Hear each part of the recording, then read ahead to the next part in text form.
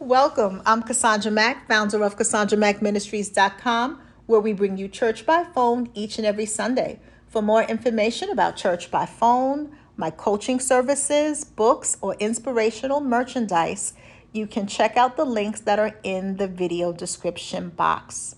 Today, I want to talk to you about some simple life hacks that you can use, and I use these life hacks myself to get yourself centered, powered up, and ready for the day. So I'm going to share with you 4 simple mental health life hacks to put yourself in a better frame of mind. You know, so many of us are in a place where things are difficult. We're feeling more isolated than ever before.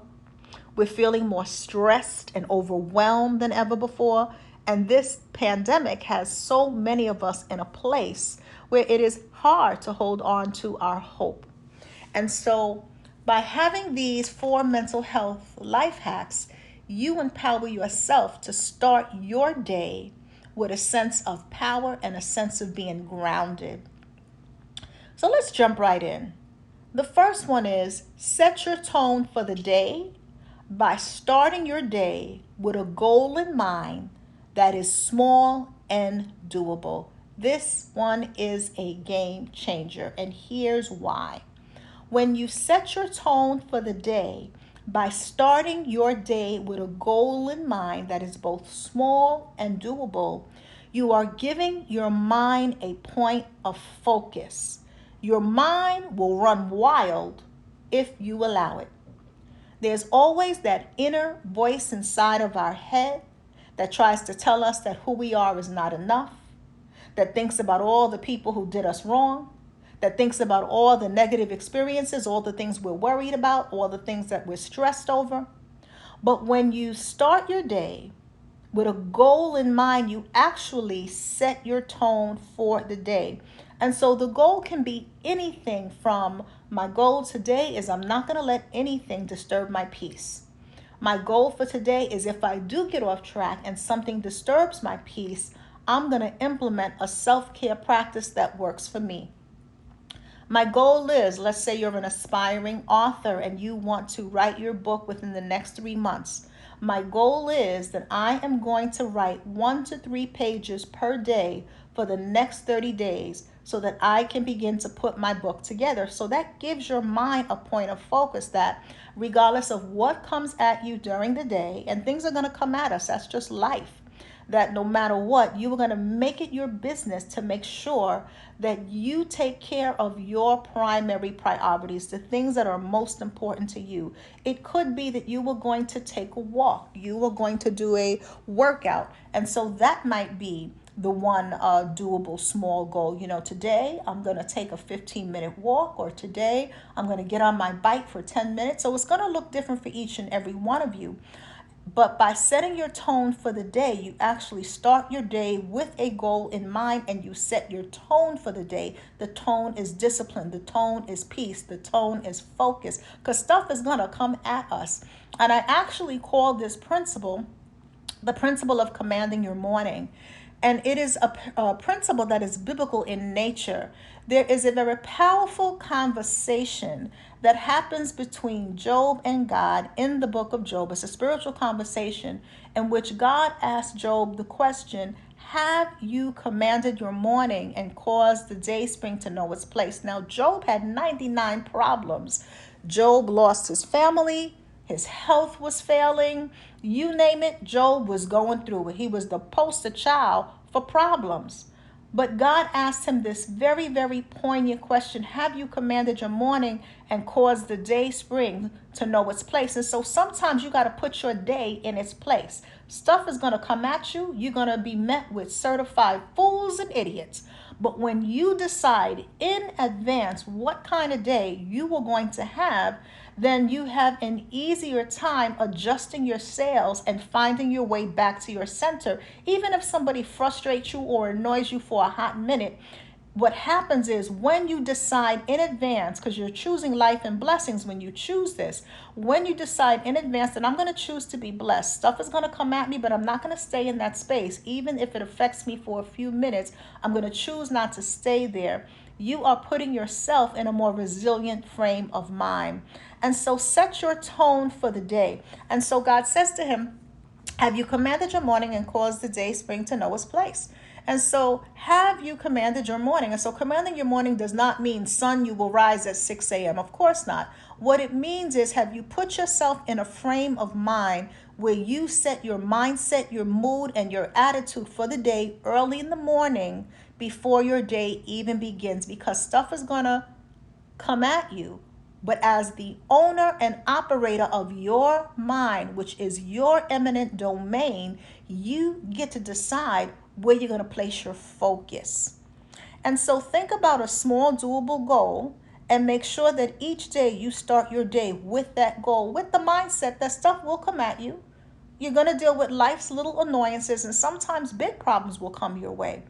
But by finding your center, by having a small goal, it allows you to not be controlled by everything that comes at you. The second tip that I think is really helpful is to make a mental note of at least one thing that you're grateful for and say a quick prayer of thanks. I know we talk a lot about gratitude, and it can seem like something that we talk about to death, but it's really a very powerful technique, because when you are grateful, it puts you in a psychological space of being receptive to even more blessings. Taking note, right, of what we already have can make us feel more positive about our lives, because when we practice being grateful every day, it keeps the envy and the jealousy at bay. When you are grateful for what you have, it leaves less room for envy to set up camp in your heart. And even if we feel a little envious, because envy is a normal human emotion, but when we choose to reside in the space of gratitude rather than allowing envy to eat us alive, what it can help us do is channel envy into inspiration, so that instead of becoming a hater, you're actually motivated by people that have what you desire to have, and it puts you in a space to go get it for yourself. It puts you in a space to begin to stir up your own gifts and talents, because your gifts make room for you. The Bible says your gifts make room for you and put you in the presence of great men. And so your gifts will open up doors. They will put you in certain rooms, and they will put you in the presence of people who have influence and access to the things that you need access to. Here's the other piece that often goes unnoticed, right? People who are truly grateful and they truly appreciate what they have, they tend to have access to a wider social network, more friends, and better relationships. Here's why. When we're appreciative, right, we express gratitude to our friends, our coworkers, our family, our significant other. And when you express gratitude to the people in your life, what it does for the person on the receiving end is it lets them know that they are appreciated. It lets them know that they matter. It lets them know that they are valued. Think about a time when somebody let you know that they really appreciated something you did. It can be a coworker, your boss. It could be your team. It could be your children, your spouse, whoever. And they let you know, I really appreciate the fact that you did A, B, and C, or I'm really grateful that you did it. Then you can fill in the blanks with whatever it is that they said. What did that do for you? How did that make you feel? Not only how did it make you feel, how did it make you feel towards that person? Probably more positive, right? And so the same thing works when you are the one letting the people in your circle know the things that you appreciate about them. It begins to build better relationships. And that's a good thing. And here's why that's good for our mental well-being, because there will come a time where we're going to need the support of other people. Nobody is an island. And there's going to come a time where we go through things where we're going to need people to talk to, where we're going to need to know that we are not alone in our experiences, where we're going to need to build trust with people. And when we have a supportive network that we can pull from, it allows us to be able to get access to information, resources, and the support that we need. The third tip is make a mental note of one thing you need and include this need as a prayer point. This is really powerful, because this is one of the ways that you can begin to ground yourself for the day and focus on whatever it is that you need to be successful. There's a concept in sales called winning the day. And that concept is they look at, how their sales went, and they look at, was the day a total bust or did we have any success? And so even if they've had some failures, if they've had something that could be counted as successful, they consider that winning the day. The day wasn't a total loss. You can win the day. You can win every day. And so make a mental note of one thing you need and include this need as a prayer point. Matthew chapter 7, verse 7 in the Bible says, ask and it will be given to you. Seek and you will find. Knock and the door will be open. See, when you make a mental note of one thing you need, whether you need patience, whether you need wisdom, whether you need discipline for your workout because you don't feel like taking your walk or getting on that bike, whatever it is that you need, when you make a mental note of what you need and you flip the need into a prayer point, what that does for you is it allows you to shift from the space of worry, anxiety, and overwhelm, because sometimes we can be overwhelmed by the things we need, and it puts us in the space of being receptive. It puts us in a receptive mental space. When you are in a receptive mental space, things come to you with greater ease and greater flow because you're better able to recognize opportunities that might have been right under your nose and solutions that are available to you that you may not have considered initially, but now that you are in a receptive mental and emotional space, you are not closed off to possibilities that are available to you concerning your need. This allows you to cultivate a growth mindset rather than a fixed mindset, and that promotes positive mental well-being. And so think about what it is that you need. Are you about to go into a meeting where you're apprehensive about what the meeting is going to be about and you need wisdom? Add that as a prayer point. So it may sound something like this. You can use your own words, but it may sound something like this. Dear Father God, I'm about to go in this meeting and I don't know what to say. I pray for wisdom.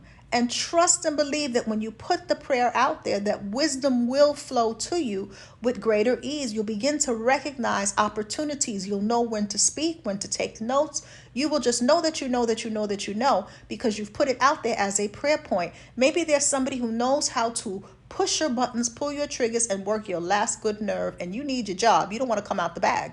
And so your prayer may be, Lord, not only do I need wisdom, but I need patience and discipline. Help me to be disciplined so that I don't react to this person.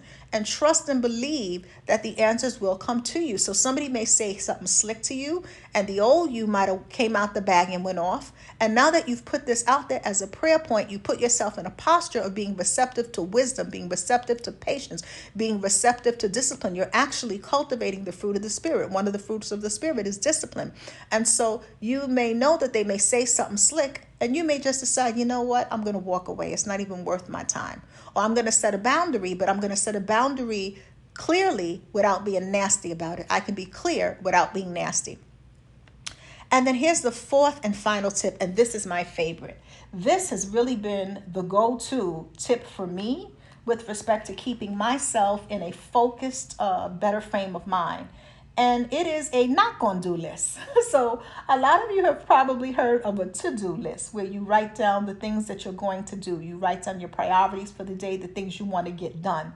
Well, on the flip side is what I call a not gonna do list, the things that you're not gonna do.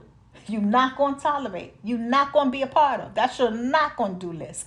So it may sound something like this. What we're not going to do today is let people take me out of character.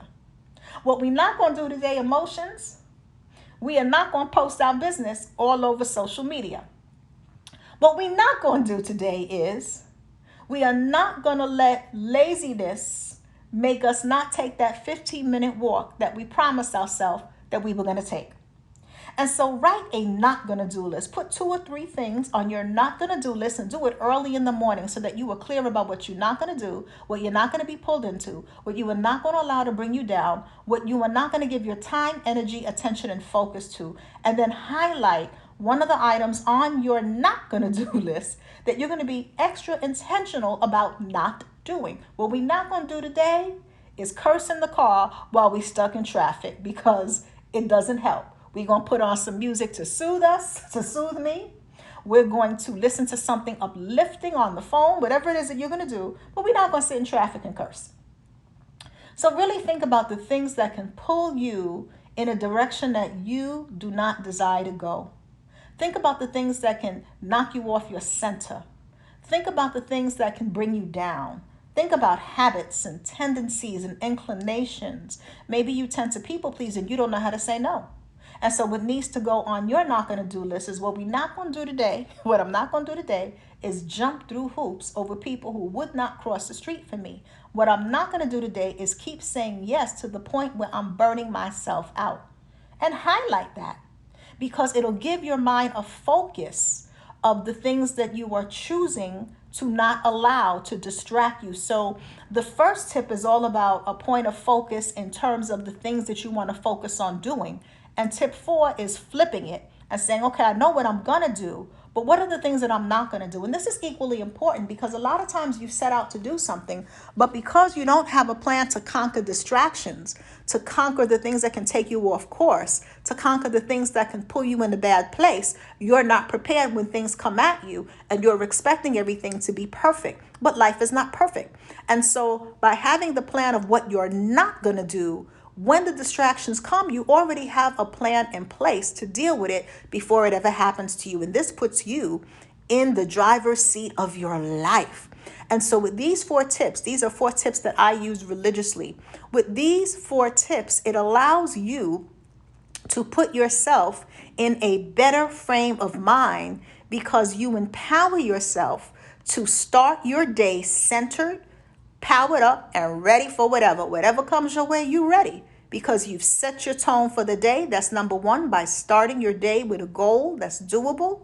You made a mental note of something that you're grateful for, and you're saying a quick prayer of thanks to put yourself in a space of gratitude. You have made a mental note of one thing that you need, and you've included that as a prayer point so that you're receptive to wisdom and patience and the things that you need more of on any given day. And then lastly, you're very clear about conquering distractions because you are clear about what you are not going to do, whether it is a mental distraction, an emotional distraction, something trying to distract you from your business or your work or your family time, whatever it is. You have already made up your mind in advance, I am not going to do these particular things. And that puts you in the driver's seat of your life, which puts you in a more positive, productive, fruitful, empowered frame of mind. With that said, for those who are in a space where you want to make 2022 the year where you really get serious about your mental well-being and any mental health goals that you may have, then I want to share a resource that is going to help you. And they actually are sponsoring this video, and that is BetterHelp. So I want to thank you to BetterHelp for sponsoring this video. You know, one of the ways to follow through on your mental health goals, whatever they may be, and develop mental health habits, better mental health habits, is by working with a licensed therapist. With BetterHelp, you can access their network of licensed therapists, and it is professional therapy done securely online. The way it works is BetterHelp will assess your needs and they match you with your own licensed therapist.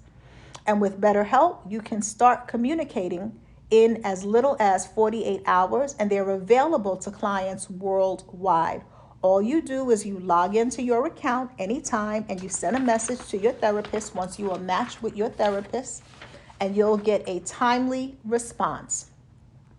BetterHelp is committed to facilitating great therapeutic matches, so they make it easy for you to change therapists if you find that the therapist that you had initially is not the right match for you. And it's an affordable way to get therapy. BetterHelp wants you to start thriving today. And so I'm going to share with you a link that you can use if you are interested in pursuing therapy. You can visit betterhelp.com/Cassandra. That's BetterHelp, HELP/Cassandra. You get 10% off your first month at betterhelp.com/Cassandra by using the link that I just gave you. And so with that being said, have an amazing day, everybody. Remember to take care of yourselves and each other. And let me know, for those of you who are going to be applying these tips, let me know which tip are you going to apply first. Which tip is like going to be your go-to tip. So take care of yourselves and each other. I will talk to you soon. Make it a great day. Bye-bye.